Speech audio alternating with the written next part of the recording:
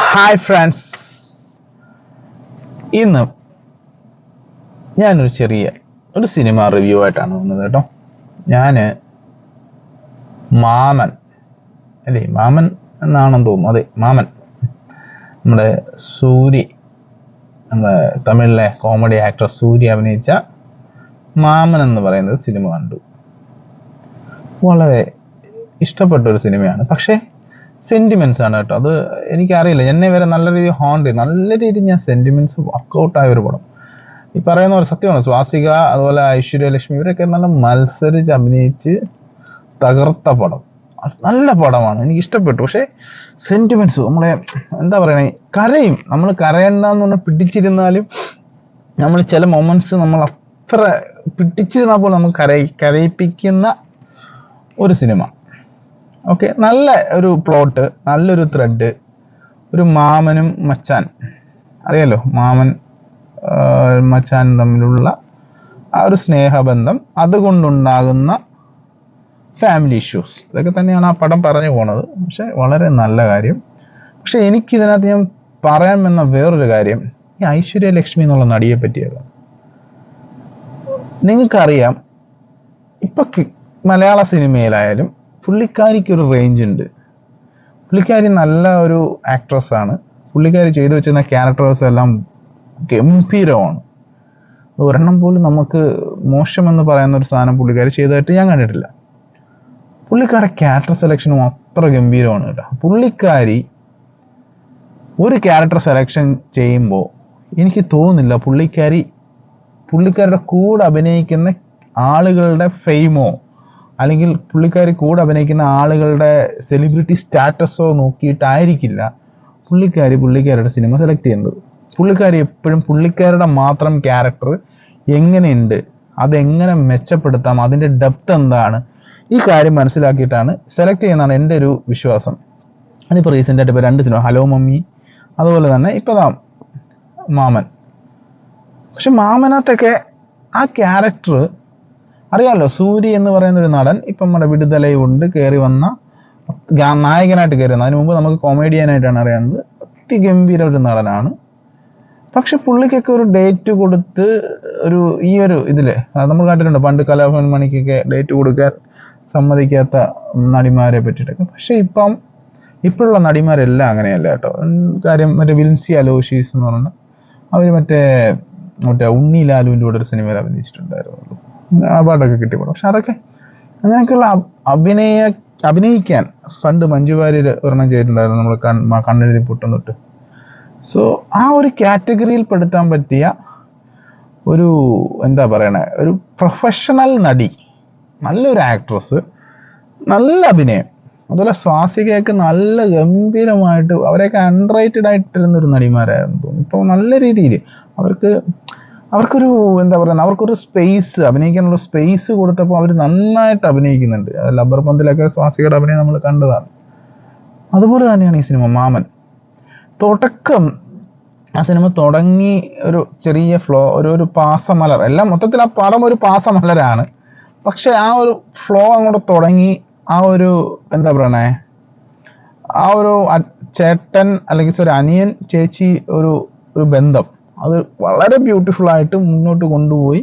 അതിലൊരു കുഞ്ഞ് വരുന്നതും, ഈ ചേച്ചിയുടെ കുഞ്ഞ് വരുന്നതും, പിന്നെ അവിടെ തൊട്ട് ആ കുഞ്ഞും ആ മാമനും തമ്മിലുള്ള ബോണ്ടിങ്ങും, അവിടെ സൂര്യയുടെ സ്പോയിലർ ആവുന്നുണ്ട്, നിങ്ങൾ പടം കാണുന്നില്ലെങ്കിൽ കാണുക.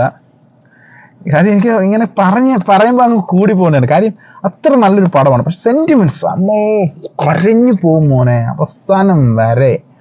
ആ ഒരു നമുക്ക് ആ ഒരു എന്താ പറയുക, ഒരു സാറ്റിസ്ഫിക്കേഷൻ വരുന്ന ഒരു കരച്ചിലുണ്ടല്ലോ, അതാണ് ഉദ്ദേശിക്കുന്നത് കേട്ടോ. വളരെ വളരെ എനിക്ക് തോന്നുന്നു ഈ ഒരു ലാസ്റ്റ് വീക്ക് ഞാൻ കുറച്ച് പടങ്ങൾ കണ്ടു. ഭയങ്കരമായിട്ട് എനിക്ക് സിനിമയുടെ ആ ഒരു ഫീല്, അതായത് നമ്മൾ ഇപ്പൊ കുറച്ച് കാലമായിട്ട് നമ്മുടെ മലയാള സിനിമയാണെങ്കിലും അല്ലെങ്കിൽ ഇന്ത്യൻ സിനിമ എടുത്താൽ തന്നെ വയലൻസിന് ഒരു പ്രാധാന്യം കൊടുത്ത് വയലൻസ് വന്നാൽ വിജയിക്കുന്ന ഒരു രീതിയിലേക്കാണ് കണ്ടിട്ടുള്ളത്. കണ്ടില്ലേ, നമ്മൾ ഒരുപാട് പടങ്ങൾ ഇപ്പം KGF തൊട്ടിങ്ങോട്ടാണെങ്കിലും സലാറായാലും ഇങ്ങനെ വന്ന് കില്ല്, മലയാളത്തിലെ മാർക്കോ, അങ്ങനെ ഒരുപാട് പടങ്ങൾ വയലൻസിലേക്ക് നമ്മൾ ആൾക്കാരെ കൊണ്ടുപോകും. പക്ഷെ അതിനിടയ്ക്ക് വെറൈറ്റി ആയിട്ട് നിന്നത് കുറച്ച് പടങ്ങളുണ്ട്. എനിക്ക് അതിനകത്ത് മെയിൻ ഞാനിപ്പോൾ കഴിഞ്ഞ ദിവസവും ടി വിയിൽ കണ്ടതാണ് ഹോം എന്ന സിനിമ. എനിക്കത് ഇപ്പോഴും ഓരോ തവണ കാണുമ്പോഴും അതിൻ്റെ ആ ഒരു ഒരു ഒരു ഒരു ഒരു ഫീലുണ്ട്, ടച്ച്. അത് നിങ്ങൾക്കത് ഫീൽ ആവുന്നുണ്ടെന്നാണ് എൻ്റെ വിശ്വാസം. നല്ല രസമാണ് അതങ്ങ് നമ്മളങ്ങ് ഇരിക്കും. ഒരു വട്ടം കണ്ടിട്ട് നമ്മൾ എണീറ്റ് പോകാനോ അല്ലെങ്കിൽ നമ്മൾ അയ്യോ വേണ്ടാന്ന് പറഞ്ഞ ചാനൽ മാറ്റാനോ അല്ലെങ്കിൽ അതിൻ്റെ കണ്ടിന്യൂഷൻ ഒരു പരസ്യം വരുമ്പോൾ അയ്യോ എന്ന് പറഞ്ഞ് വീണ്ടും ഒരു പുതുമയോടെ തന്നെ എത്ര തവണ കണ്ടാലും ഒരു പുതുമയോടെ തന്നെ വീണ്ടും അത് കാണാൻ നമുക്കൊരു ഇൻട്രസ്റ്റ് തോന്നുന്ന സിനിമയാണ്. ഇത് പണ്ടുണ്ടായിരുന്നു, പക്ഷെ ഇപ്പോൾ കുറേ കാലമായിട്ട് അത് മിസ് ചെയ്തൊരു സാധനം. അതുപോലെ ഹോം കഴിഞ്ഞ് ഇപ്പം റീസെൻ്റ് ആയിട്ട് വന്ന മറ്റേ ടൂറിസ്റ്റ് ഫാമിലി എന്നുള്ള പടം, അതുപോലെ ഇപ്പോൾ ദിലീപേട്ടൻ്റെ പ്രിൻസ് ആൻഡ് ദ ഫാമിലി. പക്ഷെ പ്രിൻസ് ആൻഡ് ദ ഫാമിലി ആ ജോണറിലാക്കാൻ പറ്റുമെന്ന് വെച്ചാൽ പറ്റും, അതൊരു ഫാമിലി ഡ്രാമ എന്നുള്ള രീതിയാക്കും. പക്ഷെ എന്നാൽ പോലും ഈ ഹോമും ഈ ടൂറിസ്റ്റ് ഫാമിലി എന്നുള്ള 2 പടം അതെനിക്ക് ഭയങ്കരമായിട്ട് ഇഷ്ടപ്പെട്ട്. കാര്യം അത് ഈ പറഞ്ഞ ഒരു എപ്പോൾ കണ്ടാലും ഒരു ഫ്രഷ്നെസ് ഫീൽ ചെയ്യുന്നുണ്ട്. കാര്യം അതിനകത്ത് മാസ് ഡയലോഗ് ഇല്ല, അതാണ് മെയിൻ അട്രാക്ഷൻ. മാസ് ഡയലോഗ് ഇല്ലാതെ, വലിയ വയലൻസ് ഇല്ലാതെ, വൾഗർ ഡയലോഗ്സ് ഇല്ലാതെ ഒരു സാധാരണ കഥ പറഞ്ഞ്, നമ്മുടെ ചുറ്റുമുള്ള കഥ പറഞ്ഞ്, നമ്മുടെ ചുറ്റുമുള്ള തമാശകൾ പറഞ്ഞ്, നമ്മുടെ ഉള്ളിലെ കറക്റ്റായിട്ടുള്ള ഇമോഷൻസിനെ എടുത്ത് കാണിച്ചുകൊണ്ട് നല്ല ബ്യൂട്ടിഫുള്ളായിട്ട് മേക്ക് ചെയ്ത ഒരു നല്ല സിനിമ. 2 സിനിമ എനിക്ക് അങ്ങനെ തോന്നി. പിന്നെ ഓഫ് കോഴ്സ് ഞാൻ പറഞ്ഞല്ലോ പ്രിൻസ് ആൻഡ് ദ ഫാമിലി എനിക്ക് അങ്ങനെ തോന്നി. അതുപോലെ ഇപ്പോൾ ഈ മാമൻ എന്നുള്ള പടം, ഇങ്ങനെയുള്ള പടങ്ങൾ വേണം. എനിക്ക് ഡയറക്ടേഴ്സിനോടും അല്ലാതെ ഈ പ്രൊഡ്യൂസേഴ്സിനോടും പറയാനുള്ളത്, നിങ്ങൾ കൊമേഴ്ഷ്യലി ഓക്കെ, സത്യം നിങ്ങൾക്ക് കൊമേഴ്ഷ്യലി കുറച്ചുകൂടെ ഭയങ്കര ലാഭമുണ്ടാക്കുന്നത് ചിലപ്പം ഇങ്ങനെയുള്ള പടങ്ങളായിരിക്കാം. ഈ പറഞ്ഞ പോലെ ഒരു ആക്ഷൻ അല്ലെങ്കിൽ ഒരു ബ്ലഡ് സ്റ്റെയിൻസ് കാണിക്കുന്ന വയലൻസ് ഉള്ളതും ഈ ഒറിജിനാലിറ്റി ആയിട്ടുള്ള വൾഗർ ഡയലോഗ്സ് വീഡിയോസ് ഇങ്ങനെയുള്ള കാര്യങ്ങളായിരിക്കാം. പക്ഷേ മനസ്സിൽ, അതായത് ഒരു പ്രേക്ഷകൻ എന്ന നിലയിൽ അവരുടെ മനസ്സിനെ പിടിച്ചു നിർത്തി അവർക്കൊരു ഒരു ഒരു ഒരു ഒരു ഇംപ്രഷൻ, സാറ്റിസ്ഫിക്കേഷൻ കൊടുക്കുന്ന പടം എന്ന് പറയുന്നത് ഇതുപോലുള്ള ബ്യൂട്ടിഫുൾ മൂവീസാണ്. അപ്പം നിങ്ങൾ വിചാരിക്കും ഇപ്പം ന്യൂ ജനറേഷൻ അല്ലെങ്കിൽ പുതിയ ആളുകൾ അവർക്ക് ഇങ്ങനെയുള്ള പടങ്ങൾ ഇഷ്ടപ്പെടില്ല. ആര് പറഞ്ഞു? ഇഷ്ടപ്പെടും.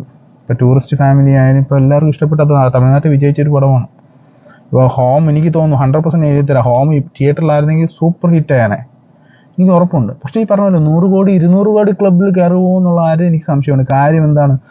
അതിനാവശ്യമായുള്ള പ്രൊമോഷൻ, അതിനാവശ്യത്തിനുള്ള ഓപ്പണിങ്സ്, അതിനാവശ്യത്തിനുള്ള തിയേറ്റർ ഷോസ് ഇത് നിങ്ങൾ കൊടുക്കുന്നില്ല. അതുകൊണ്ടാണ്, അല്ലാതെ ആ പടത്തിന് ആള് കയറാത്തതുകൊണ്ടായിരിക്കില്ല. മനസ്സിലായില്ലേ? ഇപ്പം എമ്പുരാന് കിട്ടിയ ആ ഒരു തിയേറ്റർ ഓപ്പണിംഗ് ഷോട്ട്സ്, അതായത് ആ ഒരു ഷോസ് നിങ്ങൾ മറ്റ് ഇങ്ങനെയുള്ള സിനിമകൾക്ക് കൊടുത്തു നോക്ക്, നിങ്ങൾക്കും കിട്ടും. ഉറപ്പായിട്ടും അതിനെല്ലാം ആൾ കാണും. കാരണം അത്ര പബ്ലിസിറ്റി നിങ്ങൾക്ക് കിട്ടുന്ന ഒരു ഇതും കൊടുക്കണ്ട, അഡ്വർടൈസ്മെൻറ്റും ഇല്ല. മനസ്സിലായില്ലേ? ഇപ്പം തുടരും തന്നെ ആ ഒരു തരുൺ മൂർത്തി എന്ന് പറയുന്ന ഡയറക്ടറുടെ ബ്രില്യൻസ് ആ സിനിമയിൽ എടുത്തു വെച്ച സാധനം, ആ ഒരു സാധനം തിയേറ്ററിലേക്ക് ആളെ കാണിച്ചു. അതായത് ഒരു ഫസ്റ്റ് ഷോ എന്ന് പറഞ്ഞിട്ട് ഒരു ഇത്ര തിയേറ്ററിൽ അതിൻ്റെ ഒരു ഹൈപ്പ് കൊടുത്ത് അത്ര ഒരു തിയേറ്റർ ഓപ്പണിംഗ് കൊടുത്തപ്പോഴാണ് അത്ര ആൾക്കാരിലേക്ക് ഒറ്റയടിക്ക് ചെന്നു. ആ ചെന്ന ആൾക്കാരാണ് പിന്നെ അടുത്ത ആൾക്കാരെ കൊണ്ടു ചെന്നത്. മനസ്സിലായില്ലേ? സോ അങ്ങനെ ഒരു സാധനം ഇങ്ങനെയുള്ള സിനിമകൾക്ക് നിങ്ങൾ കൊടുക്കുന്നില്ല. അത് കൊടുത്തു നോക്കൂ, ഉറപ്പായിട്ടും ഇങ്ങനെയുള്ള നല്ല പടങ്ങൾ വിജയിക്കും. എന്ന് പറഞ്ഞ് കൂറ പടങ്ങൾ ഒരിക്കലും വിജയിക്കില്ല. ഫാമിലി ഡ്രാമ എന്ന് പറഞ്ഞാൽ വേറെ കുറേ ചവറുകൾ അതിൻ്റെ കൂട്ടത്തിലൊക്കെ വന്നിട്ടുണ്ട്, ഒരുപാട് വന്നിട്ടുണ്ട്. ചവറ് ഇപ്പോഴും വരുന്നുണ്ട്. പക്ഷേ ഇങ്ങനെയുള്ള പടങ്ങൾ അറ്റ്ലീസ്റ്റ് കുറച്ചെങ്കിലും നിങ്ങൾ പ്രൊമോട്ട് ചെയ്യണം, നിങ്ങൾ ഞങ്ങൾക്ക് വേണ്ടി കൊണ്ടുതരണം. നല്ല സിനിമയൊക്കെ കാണാനുള്ള ആഗ്രഹങ്ങൾ കൊണ്ടാണ് പറയുന്നത്.